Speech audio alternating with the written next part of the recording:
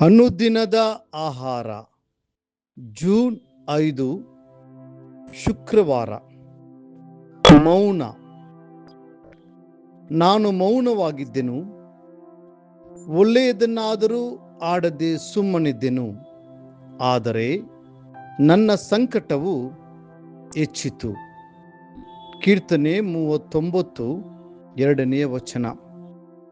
ಪ್ರಸಂಗಿ ಗ್ರಂಥವು ಸುಮ್ಮನಿರುವ ಸಮಯ, ಮಾತಾಡುವ ಸಮಯ, ಪ್ರೀತಿಸುವ ಸಮಯ, ದ್ವೇಷಿಸುವ ಸಮಯ, ಹೀಗೆ ಒಂದೊಂದು ಕೆಲಸಕ್ಕೂ ತಕ್ಕ ಸಮಯ ಉಂಟು ಎಂದು ಹೇಳುತ್ತದೆ.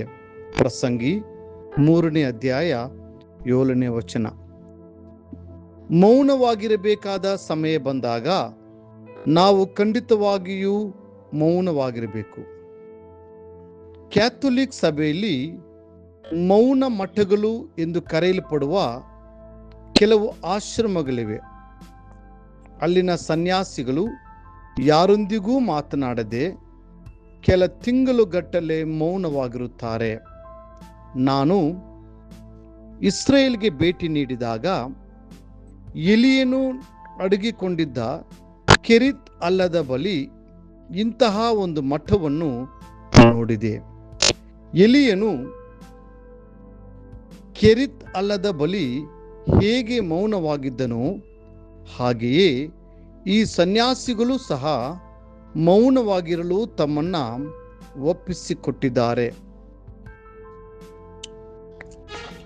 ಹಳೆ ಒಡಂಬಡಿಕೆಯನ್ನ ನಾವು ಓದುವಾಗ ಪಾಪಕ್ಕಾಗಿ ದುಃಖಿಸುವವರು ಮೌನವಾಗಿ ಕುಳಿತುಕೊಂಡು ತಮ್ಮ ತಲೆ ಮೇಲೆ ಧೂಳು ಅಥವಾ ಬೂದಿಯನ್ನು ಹಾಕಿಕೊಂಡು ಗೋಣಿ ತಟ್ಟನ್ನು ಧರಿಸಿಕೊಂಡು ಆ ದಿನಗಳನ್ನು ಶುದ್ಧೀಕರಣದ ಸಮಯವಾಗಿ ಬಳಸುತ್ತಿದ್ದರು ಎಂಬುದನ್ನು ಕಾಣುತ್ತೇವೆ.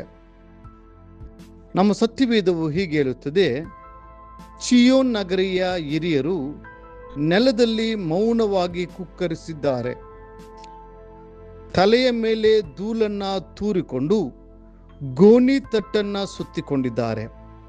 ಯೆರೂಸಲೇಮಿನ ಯುವತಿಯರು ತಲೆಗಳನ್ನು ನೆಲಕ್ಕೆ ಬೊಗ್ಗಿಸಿದ್ದಾರೆ.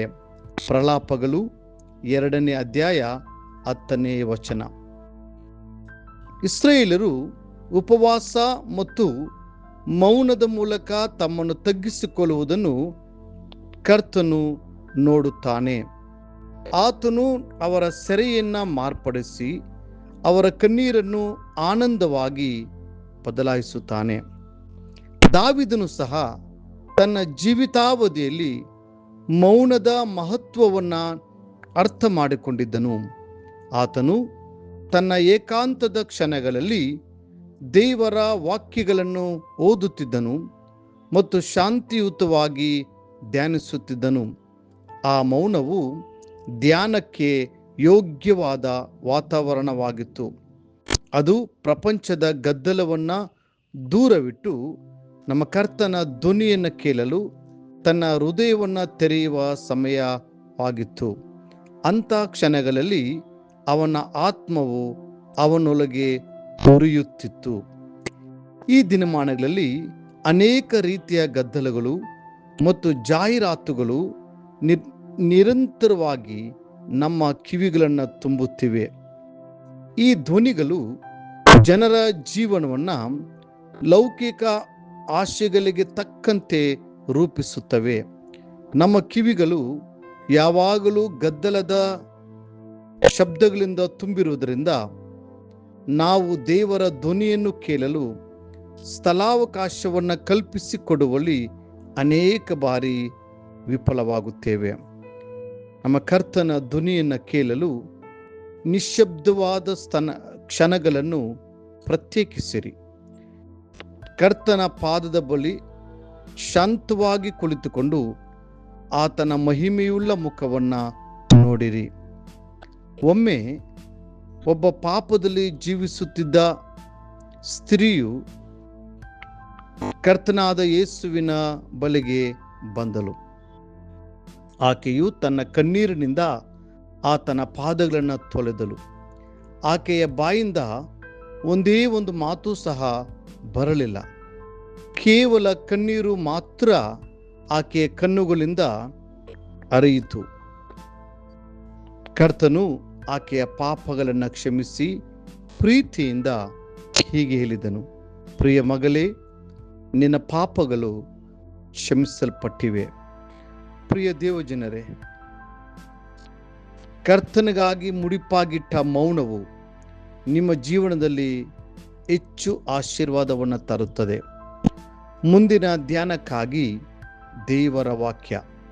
ಯೆಹೋವನು ತನ್ನ ಪರಿಶುದ್ಧ ಮಂದಿರದಲ್ಲಿದ್ದಾನೆ, ಭೂಲೋಕವೆಲ್ಲ ಆತನ ಮುಂದೆ ಮೌನವಾಗಿರಲಿ.